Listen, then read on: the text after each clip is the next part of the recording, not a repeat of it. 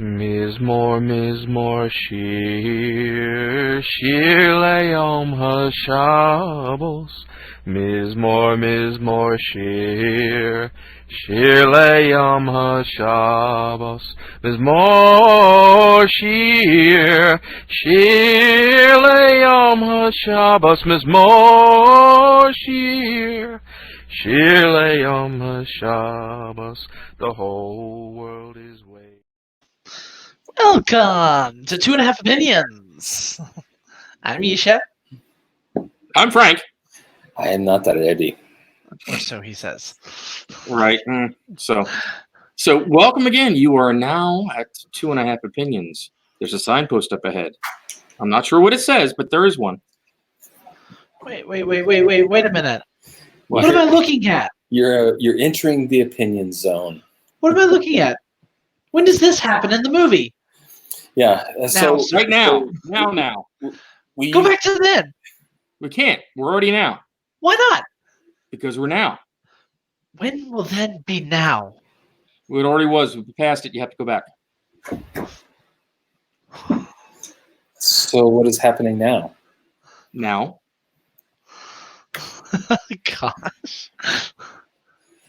Okay, so welcome to 2.5 Opinions, where your opinion doesn't matter, ours doesn't matter, and the points don't matter. All we ask is that you check your emotions at the door and try to engage some reason and logic. So we approach the Torah portion and try to figure out what is really going on here, because we're talking about, is this now? Is this then? We have a Torah portion called Pinchas, and we start off with the end result of last week's Torah portion, where two people are run through by Aaron's grandson, and Aaron's grandson is elevated to priest with a covenant of peace forever. There's something there that's really interesting, the broken vav, which a lot of people have opinions on. Oddly enough, we have an opinion on it. Not sure we'll get there. Yeah. And then we go into this long, boring, it's so boring, it's trudging, another census. How many censuses do we have? I just had to have the Census Bureau come by. It was last Sunday afternoon, in fact, and sat down 2.5 hours asking me questions as this little old lady types away and asking me questions. I just happen to be one of the lucky ones, I guess. That's not an Alison Cross video, but I'm just one of the lucky ones that was picked to go into a deep dive. How much do you make? How many kids? Schooling, lunches, you name it. It goes on. What a lucky man he was. Yeah. Okay. Never mind.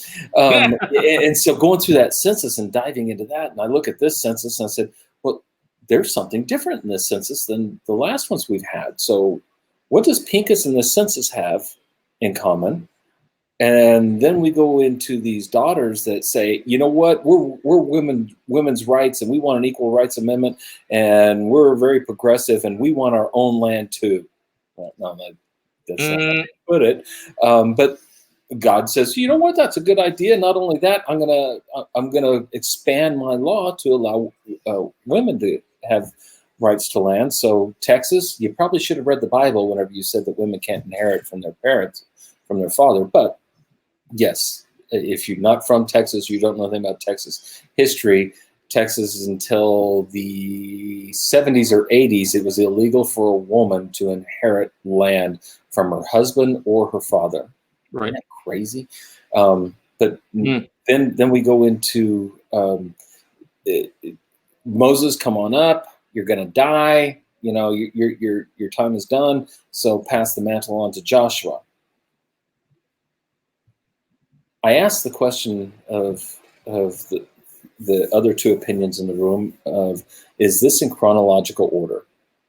And I pose to you, it's not in chronological order. Not only that, there's a great deal of time that spans between these events. And so we started out, is this happening now? Was it then? When does this happen? So what is the underlying tone that connects all of these things together? And go to that BBC.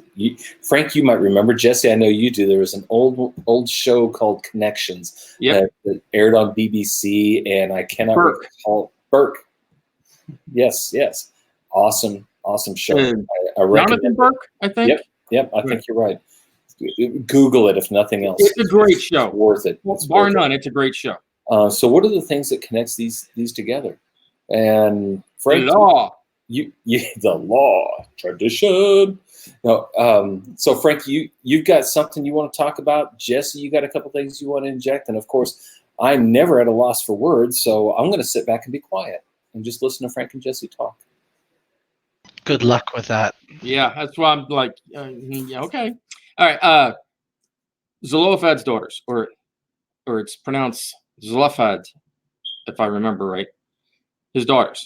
It was the sons were the only ones who could inherit, and There's a chet in his name. Chet Yeah. with phlegm. then they come up to Moses and say, "Hey, look, what about us?"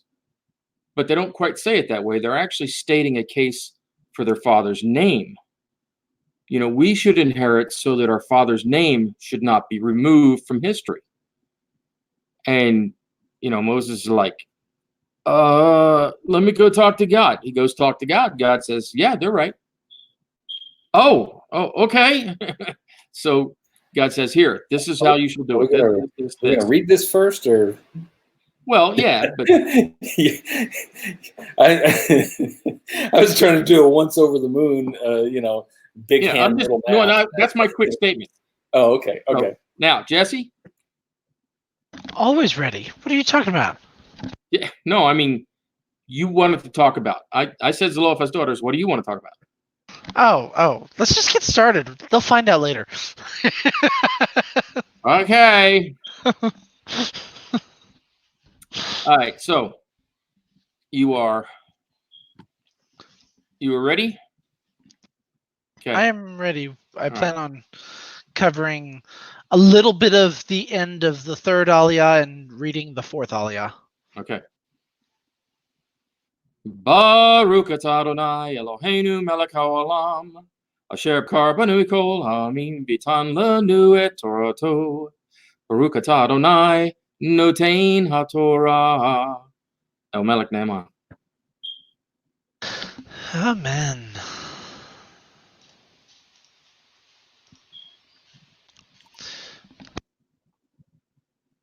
Reading from Chabad.org's translation, starting with part of the third aliyah, Numbers chapter 27, verse 1, and going through the fourth aliyah. The daughters of Zelophehad, the son of Hepher, the son of Gilead, the son of Machir, the son of Manasseh, of the families of Manasseh, the son of Joseph, came forward, and his daughters' names were Mahlah, Noah, Hoglah, Milcah, and Tirzah.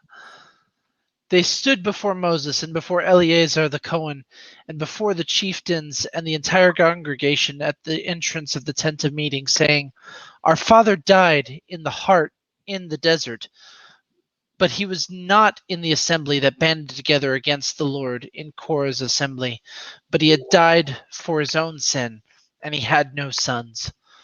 Why should our father's name be eliminated from his family because he had no son? Give us a portion among our father's brothers. So Moses brought their case before the Lord.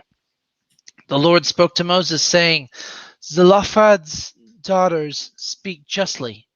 You shall certainly give them a portion of inheritance along with their father's brothers, and you shall transfer their father's inheritance to them. Speak to the children of Israel, saying, If a man dies and has no son, you shall transfer his inheritance to his daughter. If he has no daughter, you shall give over his inheritance to his brothers. If he has no brothers, you shall give over his inheritance to his father's brothers. If his father has no brothers, you shall give over his inheritance to the kinsman closest to him in his family, who shall inherit it. This shall remain a decreed statute, as the Lord commanded Moses. The Lord said to Moses, Go up to this Mount Abarim and look at the land that I have given to the children of Israel. And when you have seen it, you too will be gathered to your people, just as Aaron your brother was gathered. because you disobeyed my command in the desert of Zin, when the congregation quarreled, when you were to sanctify me through the water before their eyes. These were the waters of dispute at Kadesh in the desert of Zin. Moses spoke to the Lord, saying, Let the Lord, the God of spirits of all flesh, appoint a man over the congregation who will go forth before them and come before them, who will lead them out and bring them in, so that the congregation of the Lord will not be like sheep without a shepherd. The Lord said to Moses, Take for yourself Joshua the son of Nun, a man of spirit, and you shall lay your hand upon him, and you shall present him before Eleazar the Cohen, and before the entire congregation, and you shall command him in their presence. You shall bestow some of your majesty upon him, so that all the congregation of the children of Israel will take heed. He shall stand before Eleazar the Cohen, and seek counsel from him through the judgment of the Urim before the Lord. By his word they shall go, and by his word shall they shall come, he and all Israel with him, and the entire congregation. Moses did as the Lord had commanded him, and he took Joshua and presented him before Eleazar the Cohen, and before the entire congregation. He laid his hand upon him and commanded him in accordance with what the Lord had spoken to Moses. Baruch atah Adonai Eloheinu melech haolam, asher natan lanu Torah imet bikaye olam notar b'tukenu. Baruch atah Adonai notein haTorah. El Melech Naaman. So So Now we what? have a lot to play with today. A lot. Okay. A lot. So all right. So real quick, Zelophehad's daughters. So Zelophehad's daughters. There's some kind of I can't, Anyway, Oh, so you can always say it as Zalafchad. well, yeah, I could if I wanted Zalafchad. to. So this is showing that boys are first and girls are second, right? No. Traditionally, the sons inherit first because they take care of their daughters and their sisters until they marry, and that was customs at the time. They are still the priest of the family, are they not? Well, if he doesn't have any sons, it shouldn't be removed. His name should not be removed from the congregation. It should go to his daughter so that they can maintain the rule or start the name throughout the generations. So this is not to say that daughters or women are second.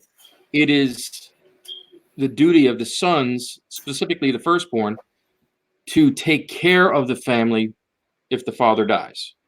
That becomes their duty. So they spoke justly. And we talked about this before the show began. I don't believe it's God amended. Oh, wait a second. Let me step 1A in there. Okay, hold on a second. Moses, bring that tablet over here. Let me correct that. See, here's what it says. No, that's not it. It's more of a greater revelation of the commandments than simply adding to. God doesn't change his mind. He just says, okay, now that this has come up, this is the law for it, and it's part of this. So, I mean, that's kind of short and sweet and to the point, but the reason being is that they were working on saving their father's name. They said straight up, he died in his own sins in the wilderness, so he's not part of the rebellion. Why should our father's name be removed from the genealogy? So give us the land so we can inherit, so we can keep his name in the genealogy. That's it. So it was about their purpose then. Yes. It wasn't we want the land, right? Because we want equal rights and we can do everything that a man can do. It wasn't quite that. It was there's something about a name, and they're concerned for their father's name, and they give the stipulation. They address it. It's one of those things of sometimes it's how you make the appeal gives more credence and weight to the appeal instead of just coming into your boss and saying, you know what, I need to make more money because Billy Joe Jim Bob over there, he makes $32 an hour. I need to make $32 an hour. No, now you're comparing yourself to somebody else. And that's not what they're doing here. They're not saying what they're capable of. They're not saying what their rights are. They're not saying what they need, what they want, or anything else. They're coming up and saying that our father was not part of the rebellion, nor was he rebellious. He died of his own sins in the wilderness. Now, we sometimes need to take stock of that, is that he wasn't part of the spies. He wasn't part of the group that tried to go in after the spies. He didn't die in any of the plagues that had broken out, so he wasn't part of those sins. He wasn't part of the sin of Baal Peor. He didn't die during that plague. Think of the different plagues that have already broken out and the reasons for those plagues. He didn't die being numbered amongst those. He died of his own sins, whatever they were. I think the point here that we need to draw out is this guy was a good man. He was a godly man. Mm-hmm. But because the decree went out that none of this generation is going to go in, he's dying of his own sins, whatever they might have been. Exactly. But because he had no sons, does that mean he should have no name amongst his family? No, and that's what they corrected. And that's really what they're asking. Right. So God grants it. Not only that, he establishes what we might think is a new law, but as Frank has brought up before, the Ten Commandments comes out as a data burst, and there's so much there. The rest of the Torah. Bless you. Did I catch it in time? Did I hit the sneeze button in time? No. Not even close. Sorry about that. I tried to hit the button. So, what was I saying? That we see that so many times since the giving of the Torah at Sinai, that laws one could take the appearance that they're added to, but really what we should be looking at is they're being fully explained. This is one of those areas that, this really is more of the traditions of men meets the Torah. The tradition of men is that the male and only male, and it passes on this aspect.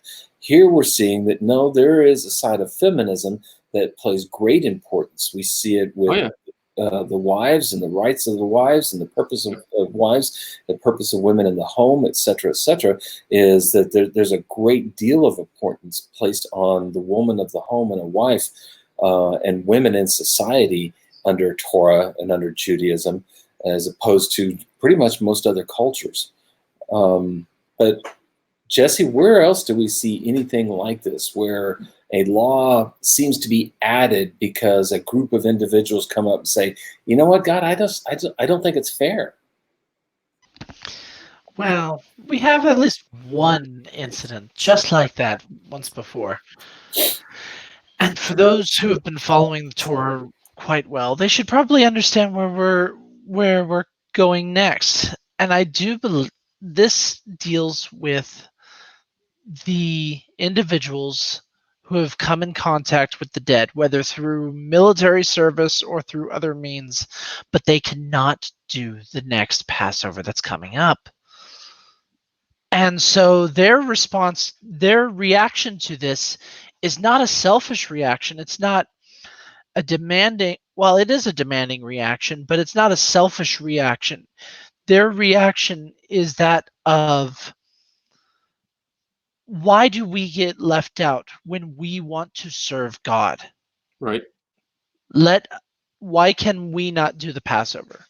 And so God's reaction is, okay then, you spoke justly. This is what we're going to do. You now can do Passover next month, and it'll still count. Okay, and from that it appears as though we have an amendment to the Torah. Okay, now because these guys asked for it, then we're going to change the Torah. We're going to change the law, and we're going to say there's 2 Passovers now. So if you're traveling, and we notice that God adds things to this. They just said we came in contact with the dead. We don't even know what the dead is in reference to. We can assume that because of the chapter before, there was a war with Amalek, that's what this dead is. But you can also presume just as equally that my father died, my mother died, my brother, whoever, there's a death in the family, and I can't preserve the corpse above ground. It needs to be buried, but there's not enough time between now and Passover. Is it fair that I didn't cause this death? I was not associated with this death, but because it's part of the family, is it fair that I don't get to join in the worship service and join in the closeness, join in that bonding with God? Because the Passover was just as important to God as it was to the people. And that's the mindset we need to place on this, is we're joining with God in these actions. If the land is that important, and this is one other step we need to look at, or at least take into consideration, is the land was extremely important. And for the first time in traveling, we have a group of women, let alone any group. We have a group of individuals, and it just so happens to be women, that's saying, we want a portion of the land. Think about that. Up until now, it's, we want to go back to Egypt. You brought us out to this desert to die. Excuse after excuse for not going into the land. These women are saying, we want in the land. Not only that, we want our Father's name to live perpetually in the land. They're signing up to this covenant through this question. And that really is fascinating. Instead of going up to your boss and say, Billy Joe Jim Bob, he makes $32 an hour. I need to make $32 an hour. You come up to and you say, my value and my service. And what's most important is the job being done. However, how do we put an equitable value to the service that I provide? Here's the things that I provide, and here's where I'm looking for in the future within this endeavor, within this corporation, within the function that's laid before us. That's a lot different, and the boss is going to be more inclined to listen to your appeal if your appeal is in line with the boss's vision for the future, Right. and the purpose of the job. I wanted to touch on something. When you said data burst again, maybe some people would understand it as you get a PowerPoint slide presentation, and then there are bullet statements under each different section. Well, then there's sometimes sub-bullet statements under each of the bullet statements. And they're not revealed until you get to that next slide, or until you get to that next situation. It's not that added or taken away. It's already there. It's just God reveals. Okay, see this? This is what you do. So maybe some people would understand it that way. I'm not sure, but I figured I'd throw that in. So welcome to corporate America and office space, because There you go. you're talking about bullet points and a PowerPoint presentation of a brief. You got the TSP report done yet? Yeah, another meeting. The meetings will continue until we increase productivity. What? Yeah. So what else have we got? Well, hold on. The guys with the Passover. It's not so that they can be seen to be observant. It's because, as you guys said, it's what's in their heart. They want to take place. They want to share in. And what some people don't bring up is that, or some people don't think about, is that second Passover, there's not another 7 days of hamatzot, of unleavened bread. While these guys are unclean during the first Feast of Unleavened Bread, they're supposed to unleavened bread. So the second one is just the day with, you eat the meal in a hurry, shoes and staff in hand, etc. All of that. That's all part of it. You eat it with unleavened bread. Next day, Yeah, Back to and Brian. if I was going to be a literalist of the scriptures, and say, and when literalist, by the way, literalist, what I mean is if it's not written down, it didn't happen, or I don't believe it, or we're not going to listen to anybody else's explanation, and I'm only going by what's written down, and I don't engage my brain and start asking the Torah questions that the way it's designed to be treated, then the Torah does say if you don't observe the Passover, you're cut off. Right. Is it possible these guys are literalists in that aspect of saying, no, wait a minute, I'm going to be cut off because I buried dad? How is that fair? I mean, I'm caught between two. Or I'm going to be cut off because Amalek attacked us and I was out in battle while the rest of you guys were at home sucking on Slurpees and eating roast beef sandwiches? Right. How is this fair? How is this right? It could be part of that. Look at their argument, though. Their argument is sound and valid. They're making a proper appeal. And I think today we can use that term millennial very loosely, but regardless of what generation you were born or raised into, I think we've lost the art of making an appeal. And looking at these women and those men, we can learn how to make a proper appeal, not only to humanity, but more specifically to God. Yeah, there's I believe it was on Kabod, about how do you make your supplication to God effective? What is it you're praying for? Are you praying for riches, or are you praying so that you can accomplish something that God has set forth in Torah? Essentially, leave out the selfishness. Yeah. If you want to boil it down, that's a good way to put it, is if you're needing something from God, avoid the selfishness in it. If you want to boil down what we've learned from Zelophehad's daughters and the individuals who could not do the Passover based on being unclean. Right. It's sort of like, as I've heard it jokingly mentioned, two students are running late on their essay in English class. They're trying to get their essay completed. One person says, "Hey, I need an extension on my essay." Okay, why? Because I've got school, I've got all this homework, I've got this and that. Okay, what's the real reason? Well, I also spend time with sports and video games, and so more likely than not, unless you're like one of those nice unless you're one of those really nice teachers, you're most likely going to say, "No, sorry, you got to do better." Hey, wait a second. Is a teacher watching your show right now? No. And of course, then there's that other student that says, "All right, I want to make this essay have meaning. I want to make it have structure and make sense. I found something that doesn't make sense to what I'm trying to explain in this essay. So I'm having to throw it all out and start again." If I want it to be a good essay that I'm learning from and developing from, I need that extension.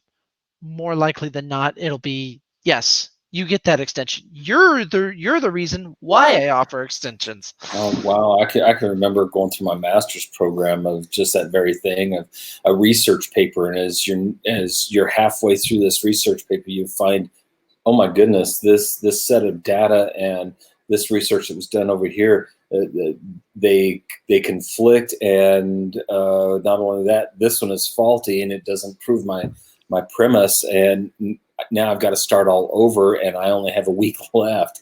I know that feeling exactly, Jesse. And so, yeah, you want to go to the professor and say, you know what, I came across this issue of I'm using faulty data, and I want this research paper to be correct, accurate. Not only that, I want to be able to learn from it and apply it in the future. Can I have one more week to give you a quality paper because of the faulty research I found, as opposed to, well, the dog ate it. Yeah, I had sports, or I had a girlfriend, or you know what, the kids at home, they're a mess, and the wife is doing. You can come up with whatever. Well, yeah, but if you got a dog like Protop, it I'll was buy that. You know. yeah. There was a marathon of The Big Bang Theory, and I had to watch it. Whatever it is that steals our time. So with Sorry. the way that this is structured, the whole mindset, the intent, the attitude out of Zelophehad's daughters and out of the individuals who want to still do the Passover, this sounds very reminiscent to our second portion that we were going to jump right into. Mainly the one topic that everyone talks about in this Torah portion and last Torah portion, the story of Pinchas. The whole ordeal, the whole ordeal about Pinchas, which that one's a whole interesting bit in among itself, because as this Torah portion starts off, for those reading along, Numbers chapter 25, verse 10, the Lord spoke to Moses, saying, Phinehas, the son of Eleazar, the son of Aaron the Cohen, has turned my anger away from the children of Israel by his zealously avenging me among them, so that I did not destroy the children of Israel because of my zeal. Therefore, I hereby give him my covenant of peace. Covenant of peace? You killed you killed two individuals zealously, as it's showing here, and you get a covenant of peace.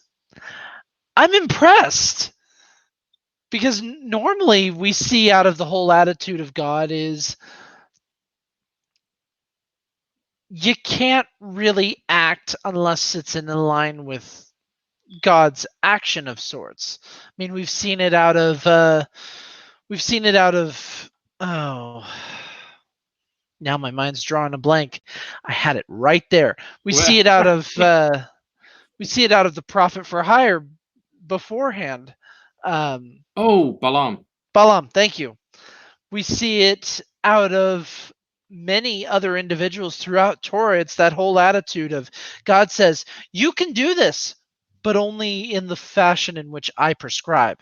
You do it differently, it's wrong. Right. There was one interesting thing that some of the sages, actually one of the rabbis said, is that he spit them through with the spear or javelin or whatever, and then supposedly hoisted them up and ran around the camp saying, look at what I did, look at what I did. I'm like, huh? Really? Okay. I don't know about that. I looked at it. See that one happening. I'm like, huh? Yeah, I don't see that happening. Yeah. I'm not sure where you're getting it. I've never seen or heard of that. It's there. Trust me. I wouldn't have said it if it wasn't. You might have to share with that. You might have to share with the rest of the class after this. Let's move on, because that one. Yeah. But what? No, I said that because a lot of other people have made the claim that Pinchas was a small or diminutive type of person. He wasn't very tall in stature or whatever. And, he was not up to the task for a lot of things, but yet he did this one thing in the service of God. So, he can hoist two bodies around. I don't know about that, but yeah, I know. I got nothing on that one, so I don't know what you want to continue on that line of reasoning. Go right ahead. I'm saying that just because we see a name or hear some story about something, check it out. I mean, it's not necessarily true or accurate. It might be a statement that is misconstrued by some, like, a 6-year-old girl. So, you know what I'm referencing there, Chris? Yeah. So, so with Pinchas, we've got several things going on with this guy, and we mentioned it last week that had he have run these two through before they committed the act, he would have been guilty of murder. Had he run them through after they committed the act, he would have been guilty of murder. Why is that? Because there was no court, there was no bringing them before the judge. And what's most striking is that Moses and Aaron are sitting there, and the command has been given to go ahead and run these people through that are doing this. I want to back up for just a second. We've got a couple of correlations with Pinchas. With the sin of Baal Peor, there is a correlation with the sin of the golden calf. With Pinchas himself, there's a direct correlation. In fact, some of the words are exactly the same as that with Elijah. Elijah, after he had gone up onto the mountain with the prophets of Baal and had erected the altar, and we have everything going on there, and then Elijah commanding that the prophets of Baal be killed, and this is in the midst of a horrendous drought that's going on in the land, and that drought, by the way, is caused by Elijah. Then Elijah runs off to the brook, and we've got crows or ravens feeding him, and then he runs on down to this mountain, and that mountain happened to be Sinai. He's at Sinai, where the 10 Commandments are given, and he goes up into a cave, and God shows up and says, Elijah, what are you doing here? Why are you here? And Elijah's response is very similar to what God spoke of Pinchas, and that is, because I had zeal, kinan for the Lord. So that's why you're here? Because you got zeal for me? Kind of odd. But really what Elijah is saying, everything I've done up until now is because of the zeal I have for you and your name's sake. I'm doing this on your behalf. Just as God said of Pinchas did this on my behalf. Now let's go back to the correlation with the sin of the golden calf. Sin of the golden calf is they made an idol. They ate and drank. They bowed down to the idol, and then there was the sexual immorality. With the sin of Baal Peor, it's just the opposite. There was the sexual immorality, then there was the festivals, and then there was the bowing down to a false idol.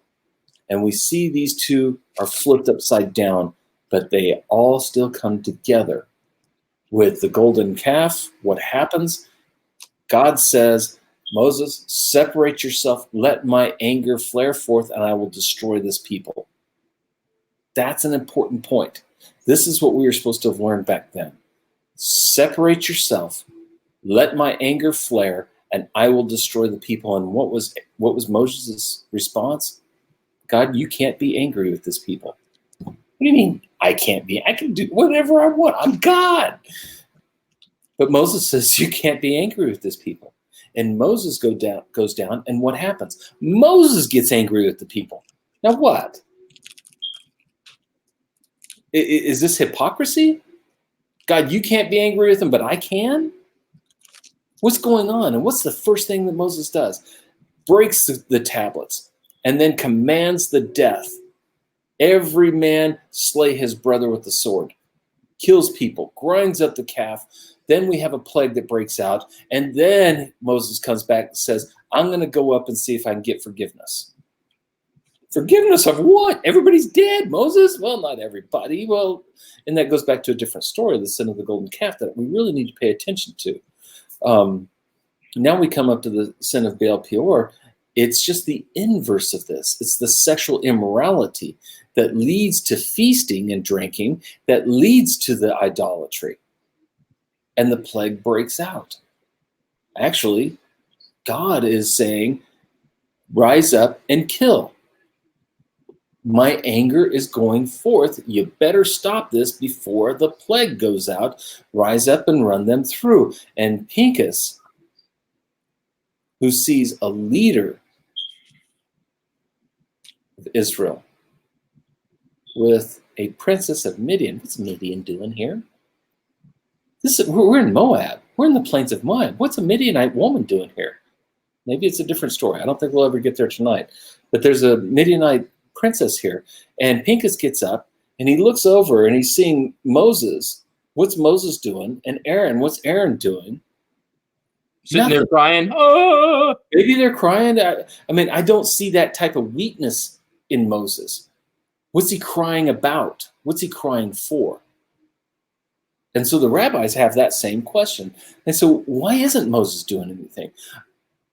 Oh, yeah, because his wife is a Midianite. He cannot sit in the seat of judgment on this. he has a bias. And this is what Torah law and the rabbinical courts and the Sanhedrin is based on. If you have a personal interest in this case, you cannot sit in judgment on it. Oh, so that's the story that Matrix had a long time ago, that, poor woman comes to the judge and, she cries about this, that, and the other thing. And then he says, okay, I'll arrange for the court to hear you, but I have to recuse myself. And his students go, what do you mean? Hey, even tears are a bribe. I can't sit in judgment. Yes, it's a little bit different flavor. It's one of those things. Yes, she was trying to persuade him before entering into judgment. This one is Moshe has a personal interest in this case. His wife is a Midianite. How can he go out and say, Israel, you cannot have Midianite wives, but Moshe, you've got one. Why can't I have one? And then Aaron and Pinchas's father, Eleazar, how come none of you guys are doing anything? Well, because their wives were not in accordance with Torah. You got to remember, they were established as priests before these laws came about. If we want to keep it in that aspect of, I did something, then the law comes out, now what should I do? And there's going to be there's a very strong argument against what I'm saying here, and that is, we married foreign wives, and now when we come back into Israel after our Babylonian captivity, we have to divorce our wives. But This almost sounds like you're trying to say that it's one of those scenes of God had essentially said, you have your chance of doing what you're doing before you know the law. Once you know the law, then you're under the judgment of the law. And I think that's part of it. I think the bigger part of what we're seeing here, though, is, can you stand in judgment? It's not whether you were right and wrong in marrying the Midianite woman or whatever marriage you have before you came to Torah. Now it is, can you sit in judgment of another with either the guilt or the thought or anything else weighing behind you? That would be seen as, and now we're going to what you're saying, Frank, that would be seen almost as if it was a bribe. Moshe cannot judge, Aaron cannot judge, Eleazar cannot judge, and Pinchas is not a priest. Why is Pinchas not a priest? Because Eleazar married outside of Levi, and Pinchas cannot be a priest. But because of his action, he now usurps even his own father in the lineage of Aaron, and the priesthood now comes through Aaron and Pinchas. Right. Because he didn't do this for himself. He didn't do this, hey, you know what, maybe if I go over and do this, maybe I can earn my right back into heaven and I can get saved this way if I do it this way. No. Well, maybe they'll see how important, how great, and how strong I am because everybody calls me the little guy and a weakling. No. He has no concern for himself. His only concern is the law of God and God. And so he acts with the same jealousy, the same zealousness. And I'm using these terms interchangeably because in Hebrew, it is the same word. Kinan in the Pelel and the Kal form, it's the same word. It would be,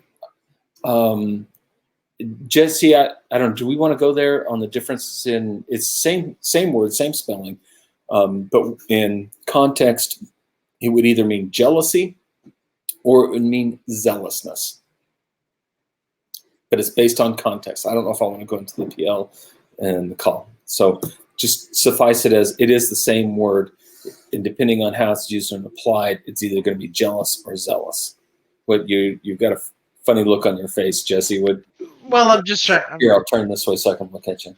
No, I'm just sitting here going, do we really want to delve into that? Yeah, it might be going into too much grammar and such, but to suffice it to say, we're essentially just trying to say that because of the grammar, it gives a better indication as to the spirit behind the individual as to what they were doing at that moment. Yeah, I mean, so Kinan is in the call form, but if it was in the PL form, the verb would express an intensive action. The simple form of the word, let's say for what's the word for broke or broken? Shavar. Shavar in the PL. The word for it, the word is shaver, which means to be smashed. In the PL, it would be to be smashed, but in the call form, it is broke or broken. And so we see a difference. So in the PL, So that would be the severity of the act? Yes, it would be jealousy, but in the call form, it would be zealousness. And I'm jealous with a zeal for God, and therefore I'm acting on his behalf. Type of aspect. And you've got to be very careful, because this is one of those things where timing is right, spirit is right, motivation is right, everything lines up, and he just acts without thought, without premise or provocation. He acts. Go ahead, Frank. Okay, so I wanted to touch on something. So Zipporah and whoever Aaron married and whoever Eleazar married, they would be looked at as being converts to, instead of just being outside of. Go say that again, because Jesse Okay. is correcting my pronunciation of Sorry. Shavar and Shavor. He's correcting my Hebrew pronunciation. Yeah. So Zipporah and whoever Eleazar married, and whoever Aaron married, would they be looked at more as a convert, since they were married before the law was given, etc.? Or and I don't want to cut you off on that, Frank. That's a different discussion. The point is, it impedes them in their judgment. Correct. And that's really the only point is, now wait a minute, how can you judge me when your wife is such and such? Yeah. It diminishes their ability to judge, or now they're going to be playing it back and forth even in their own mind of, well, gee, I did this or I did that, or I thought that, whatever it may be. I'm swayed by the tears of this woman, like you mentioned earlier, Frank, of it impedes the judgment, so therefore I have to recuse myself. And the Midrash on this, and the Talmud is talking, or the Midrash and the Talmud is talking about this, is that Moshe, Aaron, and Eleazar, they had to recuse themselves in judgment over the commandment of God that went out to do the slaughter, because these are Midianites. And then you come back and you say, oh, maybe that's why there are Midianites here. Wow, Balak and Balaam are really the snake in the grass out of all of this, because they knew what was going on. Like we said last week, Facebook is active. Twitter is active during our 40 years of traveling. Everybody knows what's going on. They might not know the intricacies and the nuances, but it's no secret 6 million people just destroyed Egypt and are on their way to Canaan. That's not a secret. Everybody knows about this. Oh, and by the way, Jethro, the high priest of Midian, he kind of joined with them for a little bit, and then he went back. You think he just kept his mouth shut?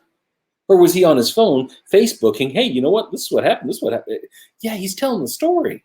Yeah, but in 140 characters, that's kind of tough. Yeah, okay. That's Twitter. Whatever. I don't know. I can't reach over. Yeah. Wrong direction. There we go. There. Yeah. So the point is, everybody knows, and so why does Balak go down and get Midian? And because notice we're in Moab. This is the country of Moab. This is dealing with all of Moab, but it's only certain leaders of the Midianites that are present, not all of Midian. So there's something going on there's a political arrangement happening between the leaders of Midian and Moab, and the end result is not too good for either one of them.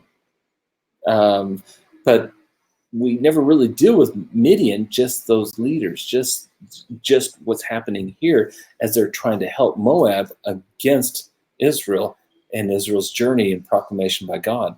So well, it did say that there were many tribes of Midian, right? Yes. Okay. Wow, that was a rabbit trail we chased, and I couldn't find the rabbit nor the hole. So now what do we give me back? You go back to Right, the beginning. Jesse? When Bassini said playing mess up, you go back to the You beginning. go back to the beginning. So what's the beginning? The So beginning is Pincus. Pincus. So we see how with the sin of the golden calf, it started out with idolatry and ended up with sexual immorality. And we see with the sin of Baal Peor, it starts off with sexual immorality and ends up with idolatry. And I think what the Torah is really saying here is sexual immorality and idolatry are connected at some level. Right.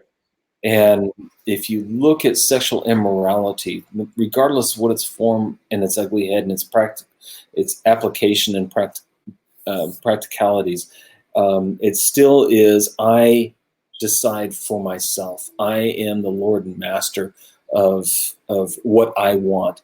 And it is going into the emotional aspect of, I want what I want and I want it now. So whatever form of sexual immorality, and we see that even the New Testament, and I find it fascinating that Paul deals with this a lot with Gentiles. Isn't that amazing? That Gentiles have problems with sexual immorality. We don't see it as prominent in the so-called New Testament as within the Jewish society and the Gospels. It's there. I'm not saying that Jews are perfect. Furthest from the point, but it is, whoa. Wow.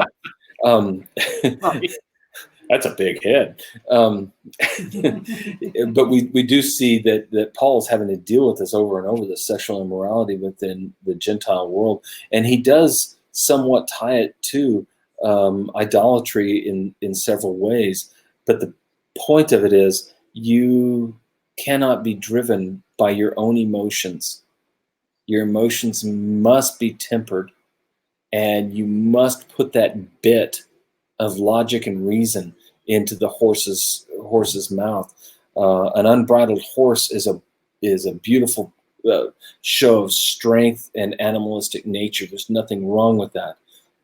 The problem is, if it's not tempered with logic and reason, then it runs amok. And so Paul comes back and he says that what a husband and wife does is between the husband and wife, and that's okay, given certain parameters, all things being equal. What they do in the marriage chamber, that's between them, and it's okay because it's between husband and wife.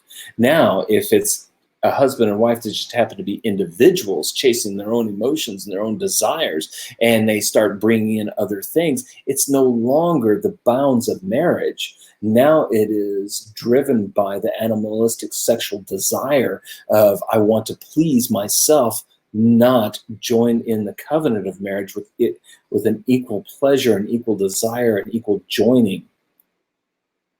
Notice I have yet to come up with the aspect of procreation. And this isn't a sex talk 101 with Chris Matthews. It's just that Jesse, plug your ears. No, it's just that the desire is there within us. Again, we are an animalistic body with a spiritual soul, and the two are riding along in this journey together. And whichever one, and there. Now I've got my fingers on the camera. Whichever one is in charge is the one that's going to grow the most. So if the animalistic nature is in charge, then the intimacy in the bedroom becomes more animalistic, and now we're treading on that area of this becomes a sexual immorality. And I think that's something along the lines of what Paul was trying to deal with, is that he had the blatant immorality, and then he had the pure desire, and then he had things crossing in the middle. And instead of coming out and saying, this is absolutely wrong and this is the way you do it, he pretty much says, between husband and wife, not between man and woman, but between husband and wife. Well, husband and wife says that's a union. Yes, yes. Those desires, those fulfillments, though that release and that bonding, it's okay. But when it's a man and a woman, and the woman wants this and the man wants this, then it's for personal pleasure, and we're breaking apart that bind between husband and wife. And so I do find it fascinating that of all things, sex and money are really the things that drive divisions between marriage. But No here, rock and roll. yeah, not rock and roll. I need to do your English accent. I love that. Well, you mean rock and roll doesn't do anything like that? Doesn't do it for us. Yeah, but here we see that with the sin of the golden calf, it starts off with idolatry and it ends with sexual immorality. But with the sin of Baal Peor, it starts with sexual immorality and ends with idolatry. And I think maybe the Torah is really trying to show us that if you're doing this for yourself, it's going to be wrong. Pincus didn't do it for himself. Moshe is going to be called up and said, Moshe, the gig is up. Go ahead and pass it over to Joshua.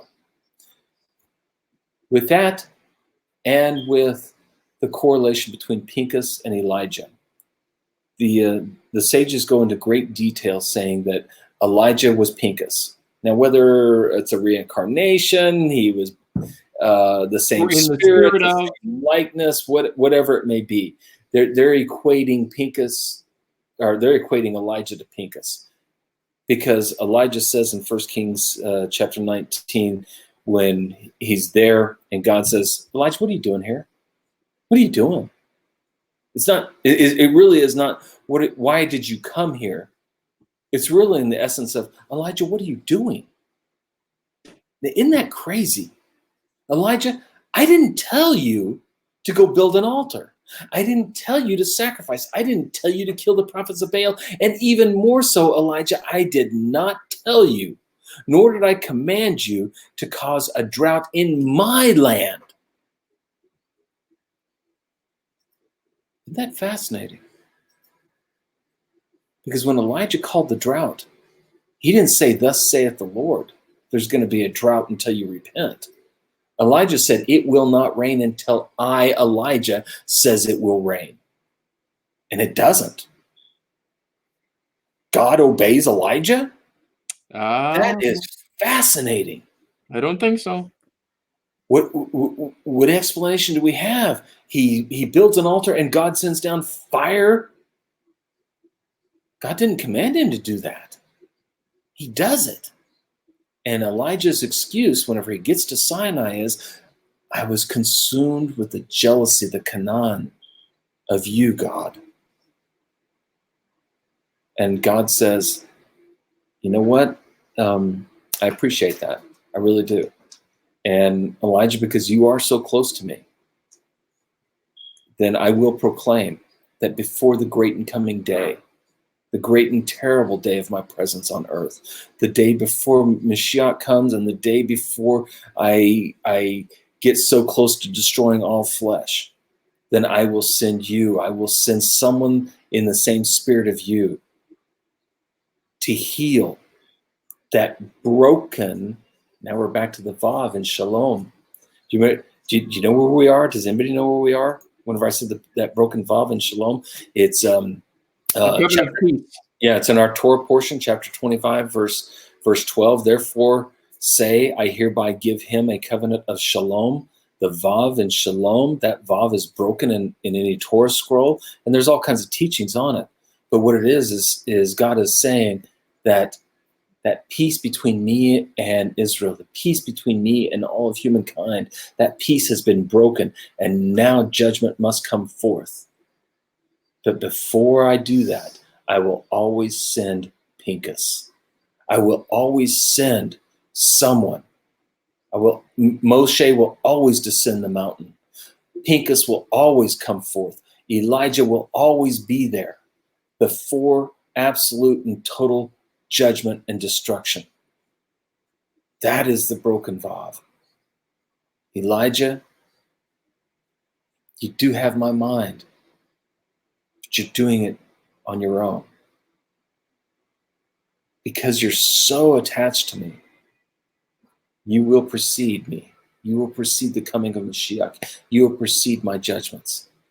But right now, Elijah, yeah, you got a little bit ahead of me.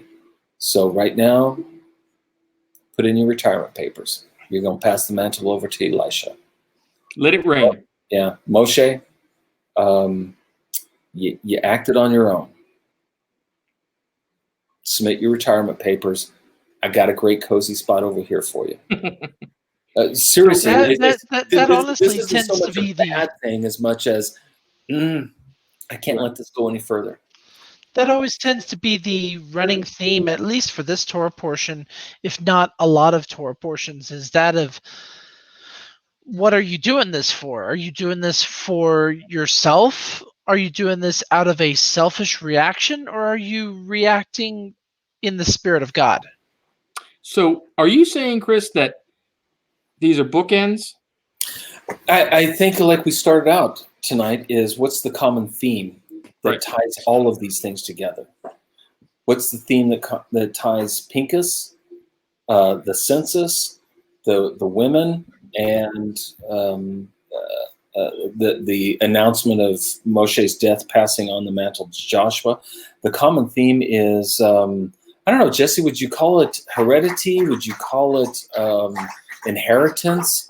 Would you call it genealogy? It's not quite genealogy. It's even beyond that. How would you depict this? Because it's not about Pincus, but we see the heredity when we talk about Pincus. He has a father and he has a grandfather, and then when dog lapping water. Yeah, like a dog lapping water, and then we also see that right after Pincus we have this long census, and the census goes into greater detail of clans within clans and then tribes, and then we have the women that come up and say it's not about us, it's about our father, which was just of a clan. And then we have Moshe. Could you imagine being Moshe? I got two sons. The concern of And his prayer to God was, God, rise up a godly leader. And God says, okay. Joshua, well, wait a minute. I got two sons. What about one of my sons? No, I got a godly leader. So what's the connection here? Is it really? I almost want to say it's a spiritual heredity of sorts, because physically it can be expanded, and physical hereditary is always very important throughout Torah. You see that whether you're female or male, it is all based on the naming of your father, your father's father, your father's father's father, if it wants to get all technical.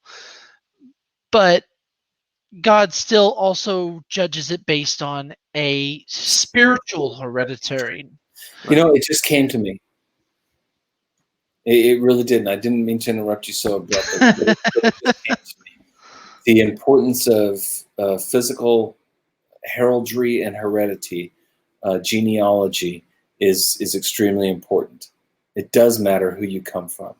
But when it comes to leadership is going to be more in tune with that spiritual and that character nature, and less in tune with the direct descendancy.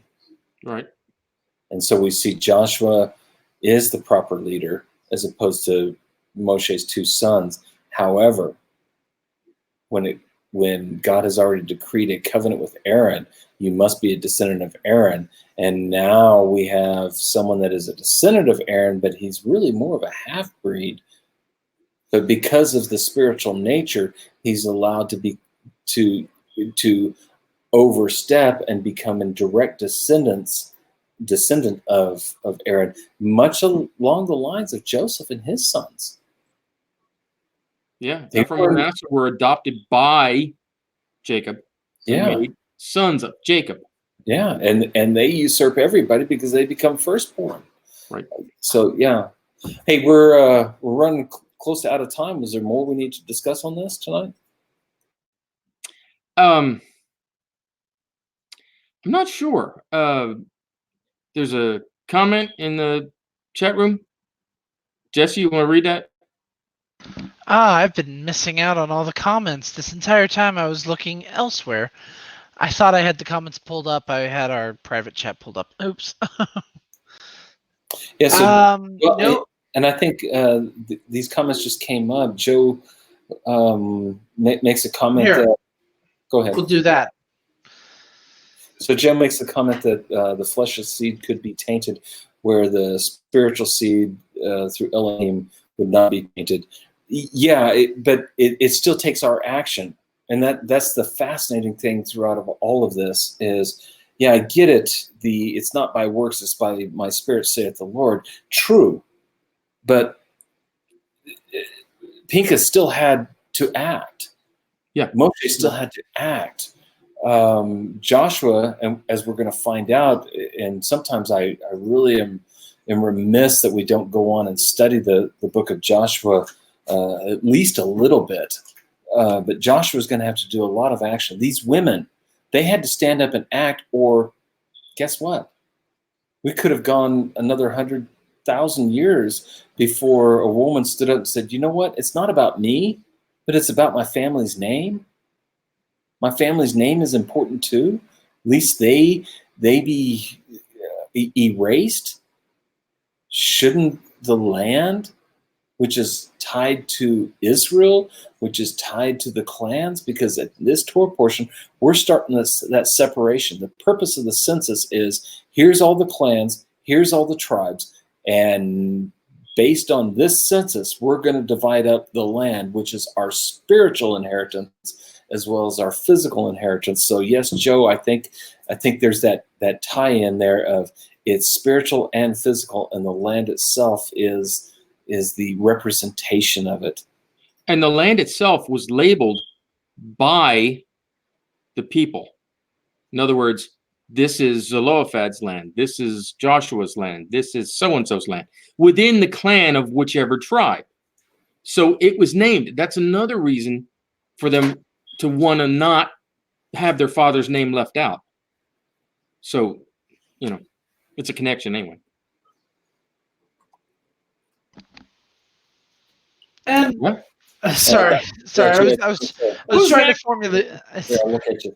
I thought you had something to say. No, not that. I was trying to formulate my thoughts before I actually posed it, but there was a quiet moment before I could pose them. And I have noticed one exception to the rule from what I've seen so far is in dealing with Aaron's family. You can stop that. It's not your face that distracts me. And you're turning your head the right. That's the right way. Okay. That's the right way. Oh, my Jesse's word. over here. All right, go ahead, Jesse. But there's also the situation of with Aaron. You said it all. Now I'm getting all tongue twisted on radio of all things. Oh, you're listening on the phone, Joe? Cool. Jesse. Yes. I'm still here. Stop. But yes, just to add to that, and I'm hearing an echo of myself. Just to add that there is that attitude while there can be promotional ascendancy based on your spiritual hereditary nature, and I'm hearing the echo in myself. That's why I'm hearing. Yeah, so we're going to see this, that bloodline is extremely important. Yes. But it's not the only thing. Your family ties is extremely important. Yes. But there's also something just as important, if not more so. And we can see this with David. David was the youngest. Everybody else was passed over, including his father. Even his father was passed over until we finally get to David. So the bloodline is important, but just as important, if not more so, is, like Joe said, the being right in character and in spirit. And that's what is almost fascinating. We don't have time to go into it tonight, but there's a wonderful teaching. I really encourage everyone to try to research this. But when it comes to Joshua, and let me find find it in the Torah portion so that we know exactly where I'm reading from. Oh, come on now. I'm not finding it, but it says that when Moshe is asking for, don't let them be like a flock without a shepherd. Provide for them a leader, and God calls it Moses and says, "You're getting ready to leave now." And so here's Joshua, and he's going to appoint Joshua as the leader. And his description of Joshua is that he has a spirit. Is that he has a spirit. What does that mean? Because it's just Ruach. It's not that he has the Holy Spirit and he speaks in tongues. He didn't lay hands on anybody and they got healed. None of that is there. This is a man, HaRuach, a man with a spirit. Fascinating way to put it. And we can almost say that this is a euphemism of, this is a spirited man. He's a strong man. He's going to go out and do great things. Well, where's Joshua been the whole time? He's been in the tent of meeting with Moshe. He's been serving Moshe. Moshe needs something. Joshua runs out and grabs it for him. We really don't know. There's not much that we're told of Joshua other than he is pretty much a servant of Moses, and he learns continuously at Moses' feet. He stays in the tent of meeting with Moses. He's always there with Moses. He's learning firsthand, and he's serving Moses. And there's something about Joshua. He's a spirited man, and who goes out and fights the battle when Moshe is assigning people to go out and fight battles? It's going to be Joshua, the son of Nun. So he must have some physical abilities, but more importantly, he's got that spirit of a leader. It is said that there's a spirit of a spark in each of us of God, which in essence, they also say that there's a spark of Mashiach within all of us. So I submit to you that maybe the spark of Mashiach is stronger in Joshua than in most people. Yeah, I think so. I think that's very possible. So now what? I think we've said about all we can say, unless Frank, Jesse, Frank. Did I do it right this time? Yeah. Yeah. Well, okay. Now I finally formulated those drastic thoughts that I was playing off of. I have noticed one thing that still transpires in the way that God does things. While yes, he has no problem in leadership and other situations to say, we have a new leader. He's not part of your children, Moses. We have this leader over here.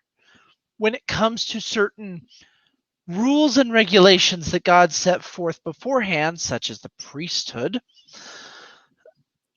there's still that situation that if Pinchas was not Eleazar's son, he would not be in line for the high priest, even with that covenant of peace added to him. It is that whole subject of God has no problem rewarding and doing what needs to be done when important events happen, but he still does not go back on his own word, such as with Pinchas. Because Pinchas is Eleazar's son, he's still going to be priest later on down the line. So this is just one of those moments where God said, this covenant of peace indicates, yes, even though he killed these individuals, he will still be the priest once Eleazar's gone. Okay. Is what I was trying to get at.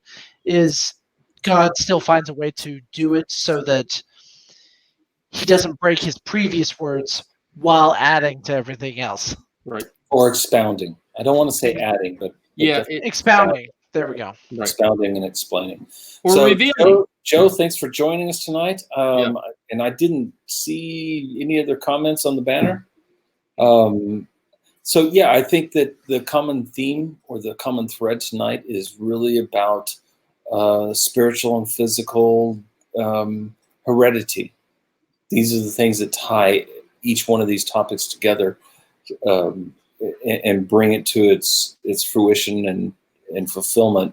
And that is that it really is not only who you are as an individual, but who you are as a family, as a clan, as a tribe, and then as a nation. These things are going to be continual throughout all of Torah. And the thing with the sin of the golden calf and the sin of Baal Peor, I do find that fascinating, and I encourage each of you to go back and read those stories and line up the chiastic structure of each one of them and see where they come together. And you're gonna find that one is this way, and the other one, when you get to the middle point, is just inverse. And I propose to you that when the Torah does that, those things that are inversed, those are connected as an overarching theme for just that point in the chiastic structure. Hey, Jesse, look at the light behind your dad's head. Is that like the beams coming out of Moses' head? Sorry. Yeah. God said, "Let there be light," and there was not just one beam. You're only across got his forehead. So anyway, I'm sorry. I couldn't resist, Chris. I'm sitting here looking at that, and it's going back and forth, and I'm like, okay, Totok must be walking behind you or something. Yeah, he likes to stick his head out the window, and this chair. I'm sitting at one end of the table, and this chair, for some reason, as time goes on, I just slide. You start shrinking. There's something about this chair that makes me slide. So I'm done. I'm done, guys. You guys want to close this out? And Jesse, what? How do we wrap it up?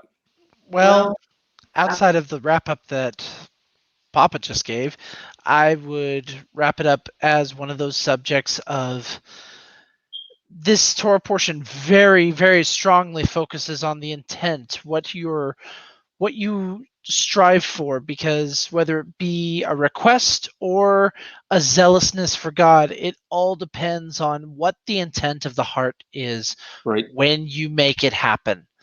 Right. Because without Pincus's intent being for God based on what he knew God needed, if it was without that, there would be a lot of problems and timing, of course. But as we've seen with Elijah, there is that matter of intent. If the intent is not in line with what God wants at that moment, you can be as zealous as you want, and you're still just making it worse for the rest of us, those who are not doing the sin. Right. And I think I have to agree with both of you guys. And it is all about the intent. You know, you can have a lot of good intentions, but if you don't take any action, it avails not. If you take action, but you don't have good intentions, it avails not. So it's about both. It's about having the intentions and having the action. So exactly. The spirit and flesh must be equally entwined. Right. In unison. So, with that, I guess 2.5 opinions is done for the day. We thank you for joining us on 2.5 Opinions. We hope to see you next time. We hope you have a blast with this. Right. Oh, wait, wrong way. Yeah. And we hope both of you are able to join us next time, because this will be fun one more time. Thanks, Jesse. Frank? Stop poking him in the eye. So I'm Frank. I'm Isha. I'm not ready. I'm not. Shavua Tov, Laila Tov, Lehitrot. Enjoy the rest of your Sabbath. Thanks for joining us. We'll see you next week. Shavua Tov. Mizmor, shir, shir leyom ha-Shabbos. Mizmor, shir, shir leyom ha-Shabbos. Mizmor, shir, shir leyom Yom HaShabbos Mizmor Shir. Shir LeYom HaShabbos. The whole world is